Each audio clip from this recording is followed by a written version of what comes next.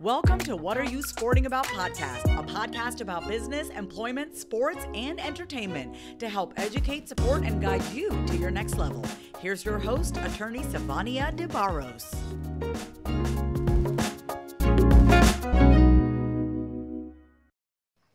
Hello, everybody. I'm Savania DeBarros, protector of athletes. And today we have a guest who is going to give us all of the juice around her passions and the things that have really motivated her to do what she does. So before we go into that, I just want to remind you guys that I am the protector of athletes, also the founding and principal attorney of the S.L. DeBarros Law Firm, where I represent athletes, business owners, and employees. So look, I want you to join my new course, Athletes Making Moves. If you are an athlete, an entrepreneur, business owner, maybe even a pro in your business, this course is for you. It's going to help you realign your identity. It's going to help you move with power, understanding the building blocks of business, but also how to protect your assets. So a lot of times we go into business without understanding how we are going to protect the things that we create. And when you create, when you protect, you are able to boost your bottom line. So who wouldn't want that? Go ahead and join us for the Athletes Making Moves course. You can register at bit.ly/8mm course. If you are looking at this, watching this video now, the link is at the bottom of your screen. If you are listening to this, you can go to bit.ly/AMMC lowercase course. So without further ado, we have Miss Jada Coggins with us today, who is an amazing young lady. I had the fortunate, I don't know how to even really explain it, but anyway, I'm tired, y'all. So this young lady was introduced to me by a mutual friend, and I was looking for someone to be on a panel to discuss some things that were very serious as it relates to Black women in our communities, our jobs, and our families. And Jada really she just blew it out of the water and completely surprised me. She is wise beyond her years, and I'm so excited and happy that she agreed to come back to be on the What Are You Sporting About podcast to discuss the things that are important to her and what she's sporting about. So just a little bit, and I'll let her give more of her background, but just a little bit about her. She is a former athlete. She is now, from a former athlete turned advocate. And one of the things that she loves to do is educate and inspire people around mental health in athleticism, or in athletics. So Jada, go ahead and talk a little bit more about your background, and then we'll segue into some of the more meatier conversations. Yes. Well, thank you. First of all, thank you so much, Savania, for having me on the podcast, allowing me to be a part of this. I enjoyed myself so much on the panel and was so fortunate and blessed by all of you guys and what you brought to me. So thank you for that. A little bit about me. You really covered the basis. I am an athlete, kind of had a journey of injury after I entered the collegiate phase of my journey. So my freshman year in college, I tore my ACL and had to return home. I didn't really know really what I wanted to do or what my future looked like anymore. So I was already in the communications journalism field. I thought if I can't play the sport, I can talk about the sport. So, let me find on air, let me go and do as much digital work as I can and just get my face seen, because athletes are used to being seen. It wasn't until about a year and a half later that I discovered that wasn't really my purpose. What I discovered was there was a lot of hurt through the sport. There was a lot of me that hadn't been healed.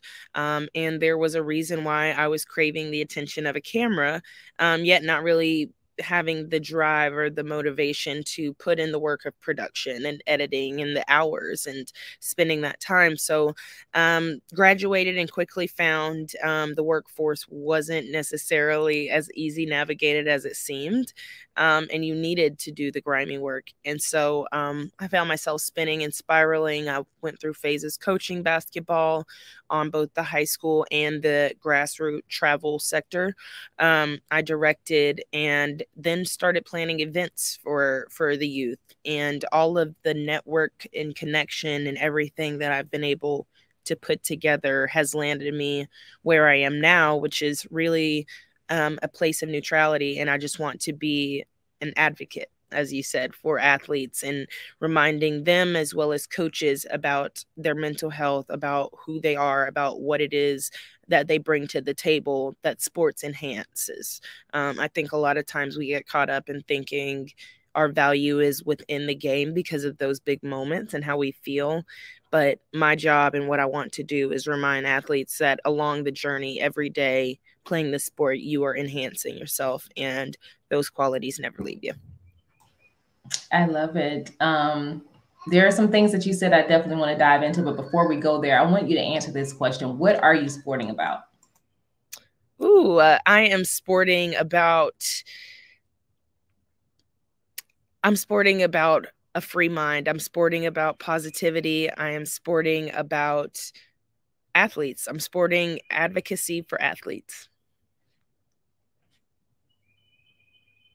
I like that. I really do like that. So there's something you said about craving attention of a camera. And it eventually you recognize that there was something missing, you know, in terms of Jada appreciating Jada or getting or recognizing that you didn't have certain things that you needed. And this was basically a quick way to get that gratification. What lessons around that did you take away or learn during the process around self-identity? Yeah, maybe I think more around self-identity or is it something that you would define differently? Right. So like, what is that key piece that you learned by being a part of that process or going through that process? Yeah. I think you really hit the nail on the head with self-identity. As athletes, I think that you're bred around teammates, you're bred around community, that feeling of worthiness when you walk into a room because you have shoulder to shoulder, you have comfort, right? You have people surrounding you. And so that builds a level of confidence. But when those people are gone and you're trying to kind of do something or figure it out and you can't really position yourself or figure out where you fit without others around, you know, you kind of start to notice a problem. The way that you're networking with people, why are you networking with people and how? The communication with people, it's all very different. When I say sporting about a free mind and sporting about advocacy, it is to connect with intention and be everywhere intentionally, but with no expectation.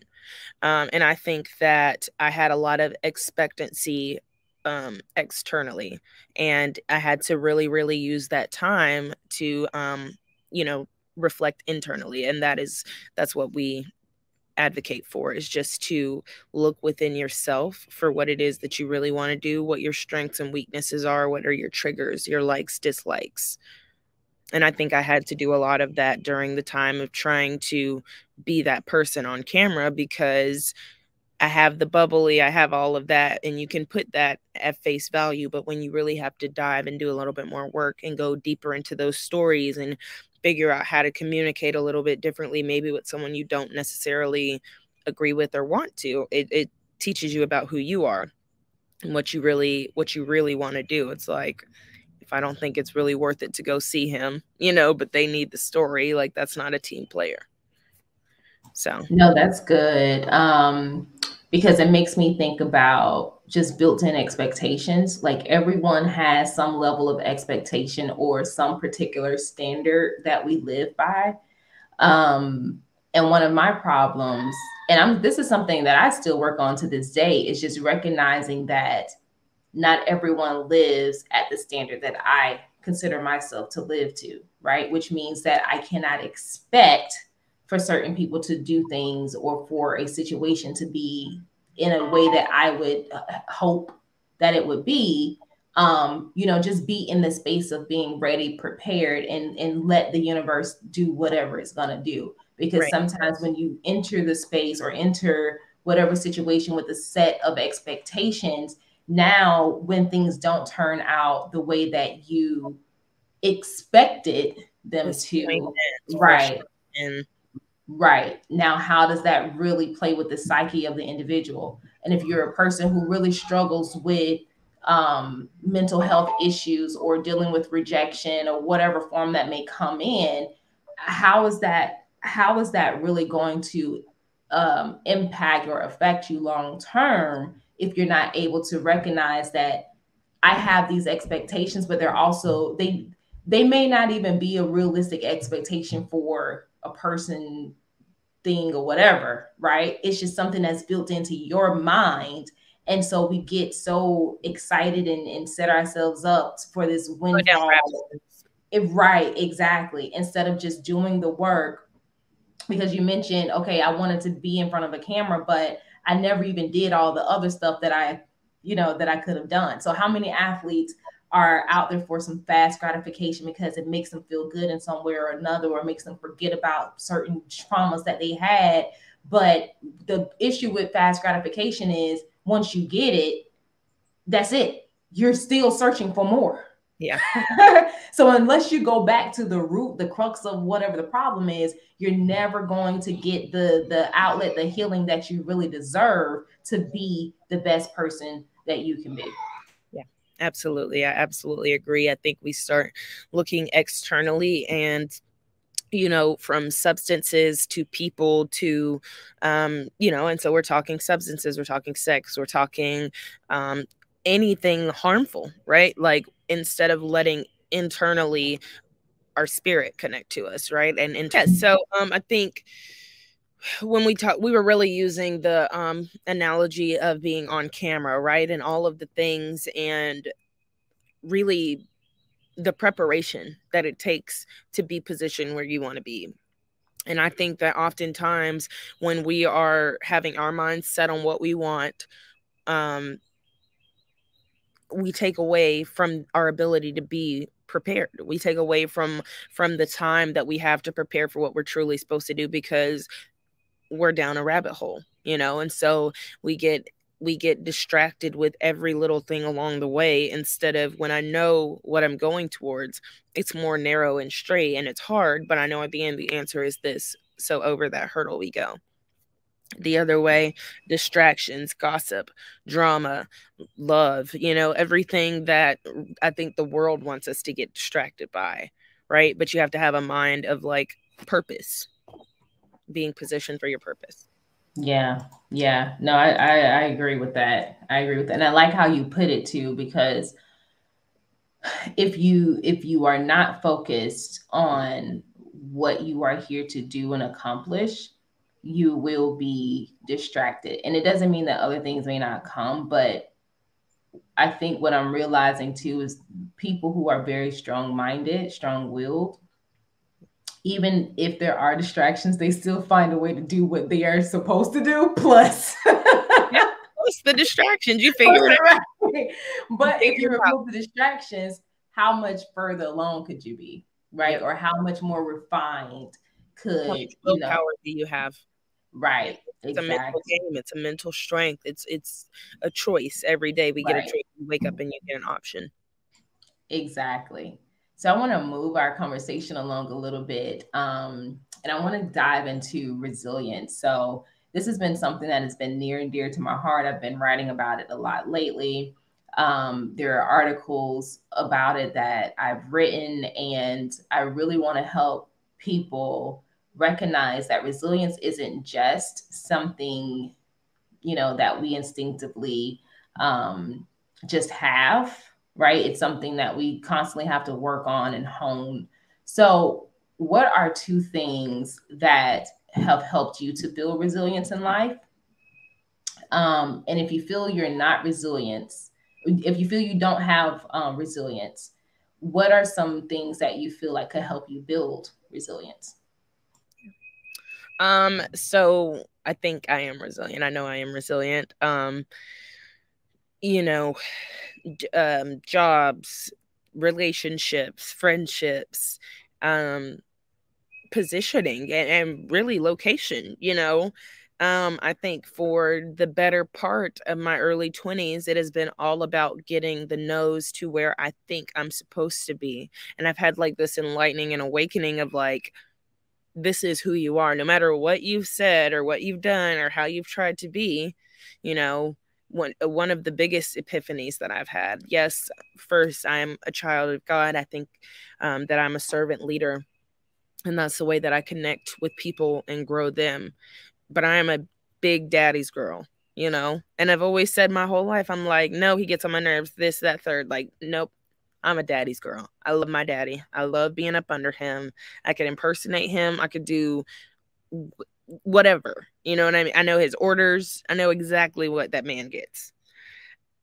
But it's like, just even saying that and being able to establish, I love my dad, so it is going to hurt my feelings if he says this or if he feels this or if I disappoint him in that way, right? You have to have, I think, a certain knowledge about yourself so that you can learn how to move forward and move through different things. And it takes life and those experiences really to teach you that resiliency. So, if you don't know that your daddy's girl and that you get along, when you disappoint him, he's going to be upset. You don't know how to move through those things either and grow a stronger relationship. So the same as jobs, you get rejected from this operational job because you haven't had that experience, but now this job needs you to have operational plus the connection that you built all along the way. It's better positioning towards the purpose. And so I think my resiliency has just come from like, oh, wow, I wouldn't have even expected that, and it's like just having enough of those lessons where like, I'm honestly, for me, I'm tired, like, I'm like, okay, I continue to do this. I've learned that lesson. This is who I am. I know this about myself. I need to change this about myself. People and situations that now come along that don't necessarily agree or coincide or even believe in who I am or what I'm saying at this point, it's hurtful sometimes because we have those expectations. You decide on people. But being resilient is saying, even though, to the guy, I love you, I want to be with you, I love me more, right? And this is the lane that I'm going. This is where I'm going. I have to be resilient in the plan. It's all about sticking to the plan that you're saying that you want for your life, which is coming out of these sports. It's coming out of these experiences. How are you learning to lose? How are you learning to win? What are you seeing? Who are you connecting with and talking to? And what has that led you to believe about yourself that you would like to do or that you might be good at? What question do you have for yourself? I think it starts with asking that. I like that you said you have to learn how to win and how to lose, because losing is a concept my child does not have a grasp of right now. Yeah. He gets so upset like when he loses.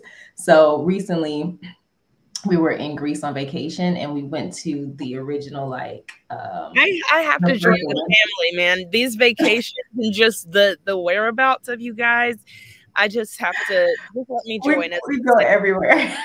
We'll definitely talk about that. So we're at the stadium, like I think one of the first original Olympic stadiums outside of the super historic ones, right?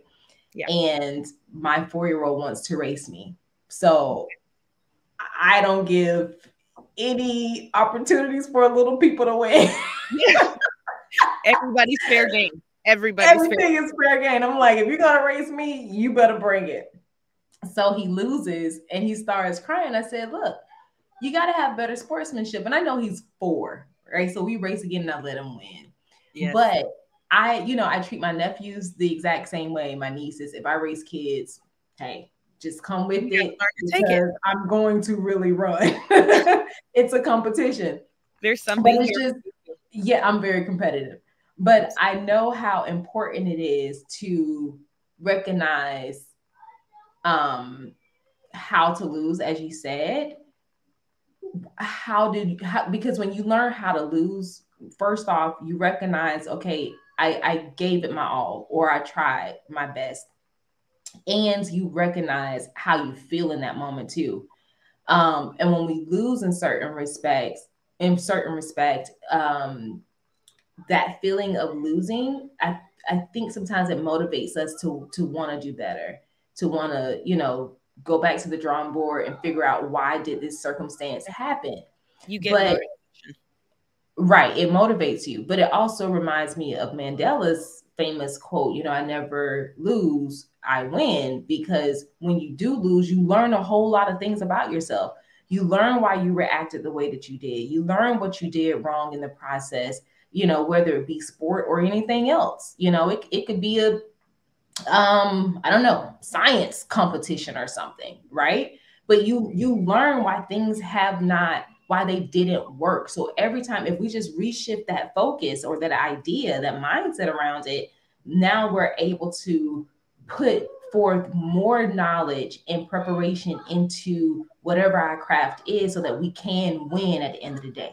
And there's an issue too in terms of winning, right? We constantly compete with other people when you don't need to. Absolutely. What does it mean to win to you, right? Like, what are you speaking about? What is winning? Because for me, sometimes winning is not getting what I wanted, right? Like, you thought you wanted to be here, but maybe that would have been a dead end. Maybe there's no opportunity there, but you're here, and now there's 2-3 positions that you can see straight in front of you, but who knows what happens if you cross the board, or if God shuffles the way he loves to, so it's like, not that you can't really plan and prepare for what you have, because you obviously have to try to order your steps, right? And try to make sure your T's are crossed and I's are dotted for whatever it is that you prepare to do. But just know the lights could go out at any time. Someone asked me that, could you do your presentation if the electricity got cut off? So it's like planning for that electricity to be cut off, or technology to deny you, or, a dead end, or the road is traffic's backed up. You just got to always plan for the unexpected, but have a plan in the way you're going. Yeah. And as you said before too, just let things happen. There was a book that I read as a child that said things fall apart. And sometimes when things fall apart, we don't know that they're falling apart for our own good. Yeah. Right? Because just because they fall apart, it doesn't mean that it's so in shambles that we can't put the pieces together. Sometimes things have to be broken in order for us to get to the root causes or issues of what the problem is, so that now we can put ourselves back together. I'm like catching chills just thinking about it. I want to do a piece there. I went to a women's wellness celebration conference in February, and there was a series of speakers, preachers from Thursday night to Saturday. The first sermon talked about coming out of the darkness, and that everyone is either coming into the light, coming out of the light, or going into the darkness, going into the darkness, coming out, or in the middle of it, and then the next sermon following that said something has to break. And it's like talking about a sermon where Jacob wrestled and he broke his hip. No one ever interpreted it as him fighting with his own spirit, right? And fighting with his own self. And so it's like within all of us, there's a breaking point. And whether it's us, fighting with ourselves and who we're really meant to be, that's been a lot of my experience too,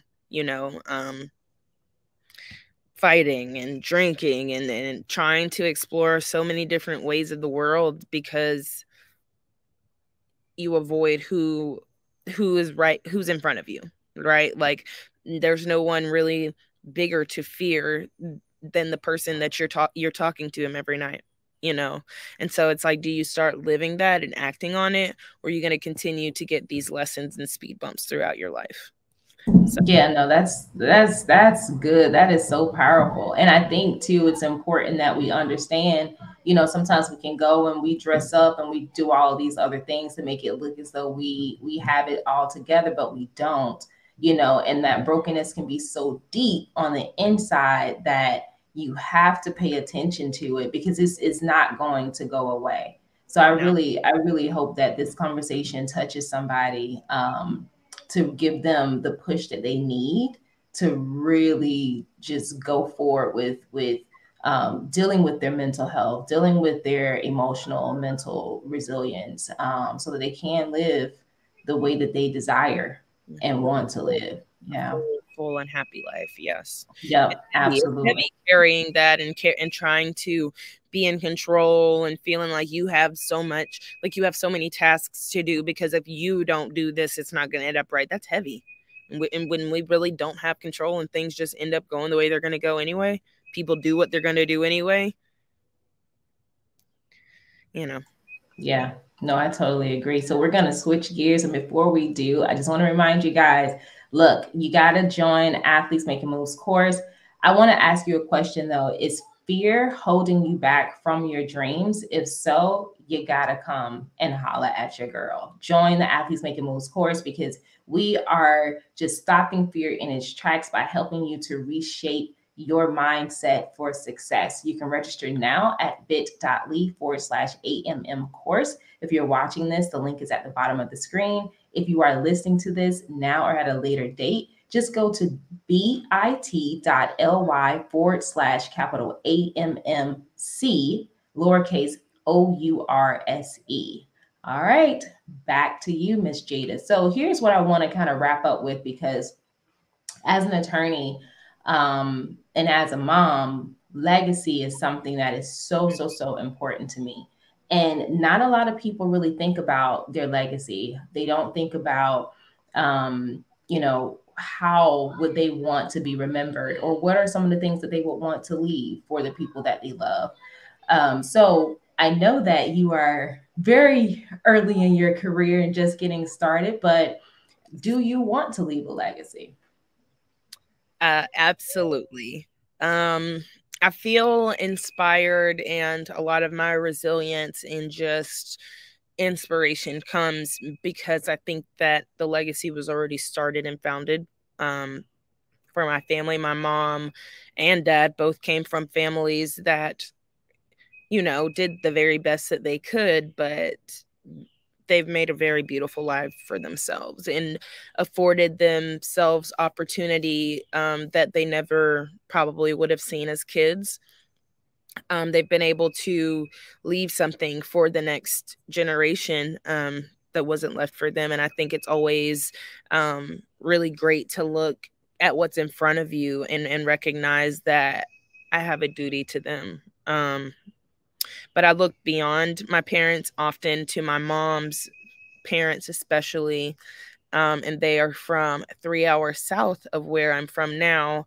They built, I think, maybe a house or established vineyards or something in Ocilla, Georgia, that are now run by my grandfather's best friend, right? Mr. Jacob. Mr. Jacob's grandkids now have a vineyard, and they make wine and have grapes that sell here in Atlanta and have this $1 million company.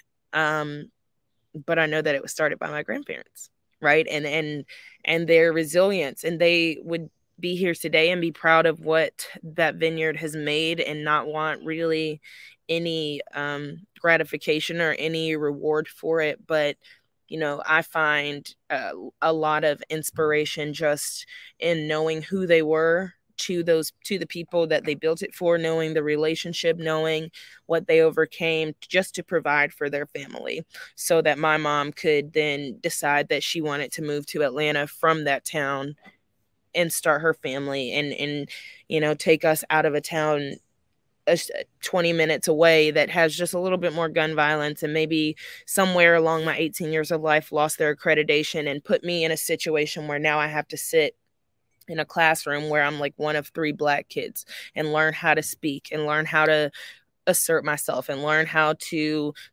open my mouth and say, Mom, you got to come up here and talk to her, because I don't know what this lady is talking about, but it's just, I think as Black people, we go through adversity of our own anyway. But if you look and ask about your legacy and get to know who you are and what your grandparents did and what your mom did when she was a kid and how your dad acted and what made them what, you start to recognize things within yourself, and you start to find the hard worker that was my grandfather and the really, really sweet woman that was in the house and tried to nurture and help Miss Judy and her kids along. And you find with my mom the way that she was able to take care of her parents in their elderly years, and the way that she was able to be a mom to me and a wife and a daughter at the time. You know, I think that life shows you different aspects of resilience, and it shows you different forms of you in different experiences, if we allow it. So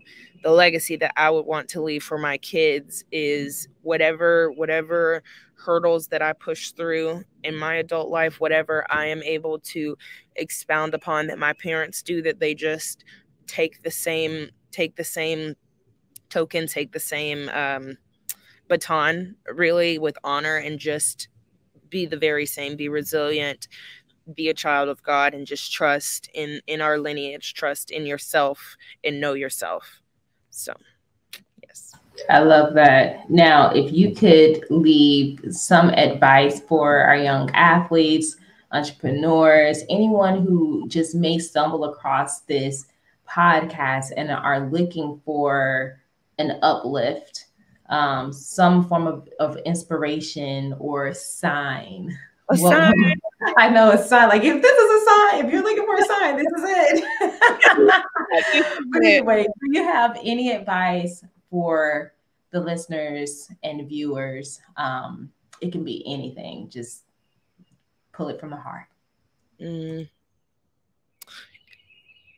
The only thing that comes to mind right now is just go. I think a lot of times we get caught up in thought. I think a lot of times we get caught up in process. I think a lot of times we get caught up, right? But if you're in the middle of something, if you are sitting behind something, if you just got through something, keep going with whatever it is, whatever your next inkling is. If your next inkling says rest for 2 days and then get up and do X, Y, and Z, do that. If your inkling says, you don't need any more rest, it's time to do what needs to be done for X, Y, and Z, go do that.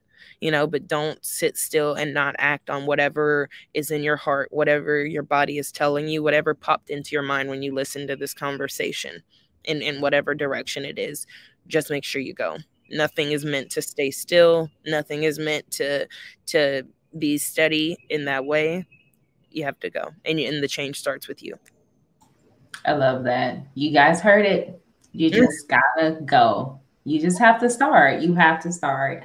So I am so excited that you came onto this podcast, and I'm really looking forward to seeing all of the impact that you're making out here in this world, Jada. I really want to be a token of support for you. So please don't, hesitate to reach out at any time. It's definitely my pleasure to have you in my camp. Yeah, you can't get rid of me. Like I said, I need to figure out the whole stepchild situation. If I could do some sort of dual citizenship. So what she's talking about, if you guys have not heard already, I'm in Lisbon. Yes. So she's already speaking my citizenship into existence. Yes. And I will be there soon. Greece. Yes, ma'am. Somewhere abroad. We will definitely do that. Absolutely. Thank you so much for having me. It has been my pleasure to be able to be a part of this and speak to such a profound and important topic. And I'm just grateful for the opportunity. And of course, we have to stay connected. If we have to schedule another conversation for 6 months, we are in each other's camp now. Yes, ma'am. Yes, ma'am. All right, guys. So that is going to be a wrap.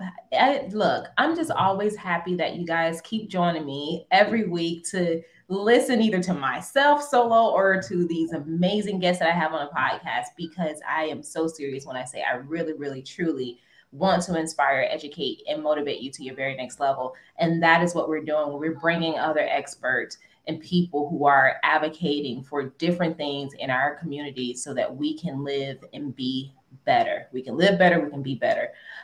So join us next week for another episode.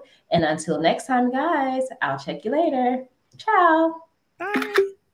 Thanks for joining us this week on What Are You Sporting About podcast. Make sure to visit our website, prosportlawyer.com, where you can subscribe to the show in iTunes, Stitcher, or whatever your favorite platform is, so you'll never miss a show. And while you're at it, if you found value in the show, we'd appreciate a rating on iTunes or iHeartRadio. Or if you'd simply tell a friend about the show, that would help us out too. If you like the show, you might want to check out our book, What Are You Sporting About? Attorney Savania DeBarros is available for private consulting at sldebarros.com. And remember, we're here to educate, support, and guide you in your journey to success, because we're all sporting about something.